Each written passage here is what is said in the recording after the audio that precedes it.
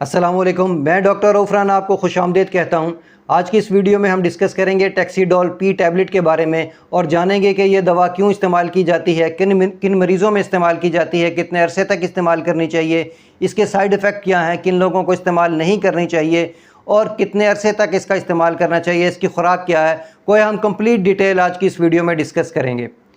ये दवा टैक्सीडोल P doctor इन मरीज़ों को तजवीज़ करते हैं जिन्हें शदीद दर्द हो और आम पेन किलर से इन्हें अफाका ना आ रहा हो, इन्हें आराम ना आ रहा हो। इस दवा के अंदर टैक्सीडोल पी के अंदर दो इंग्रेडिएंट होते हैं, एक ट्रामाडोल और एक पैरास्टामोल।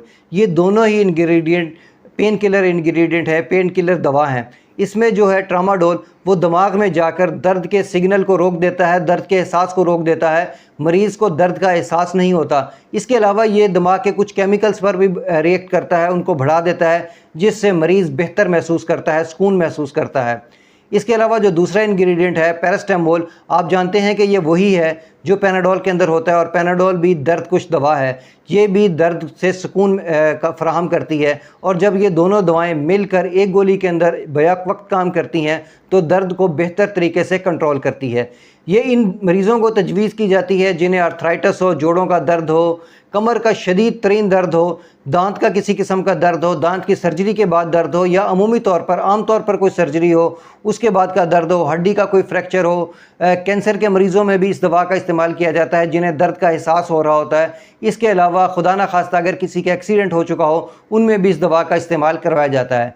जहाँ इस दवा के कुछ फ़ायदे हैं वहाँ इसके कुछ साइड इफ़ेक्ट भी हैं। इसका सबसे बड़ा साइड इफ़ेक्ट ये है कि इस दवा के लंबे अरसे से इस्तेमाल से मरीज़ को इसकी आदत हो जाती है।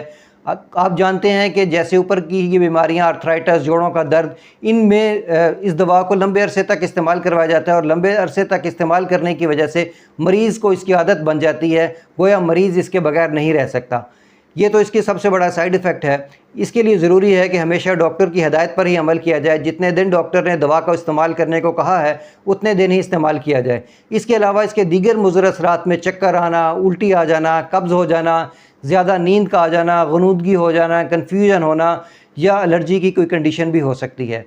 अब हम बात करते हैं कि किन लोगों को इसका इस्तेमाल नहीं करना चाहिए। ऐसे लोग जिन्हें सांस की बीमारी हो, गुर्दे का किसी किस्म का कोई आर्जा हो, उन्हें इस दवा का इस्तेमाल नहीं करना चाहिए और ऐसे मरीज़ जिन्हें मिर्गी हो या कोई नशे की आदत हो उन्हें भी इस दवा का इस्तेमाल नहीं करना चाहिए।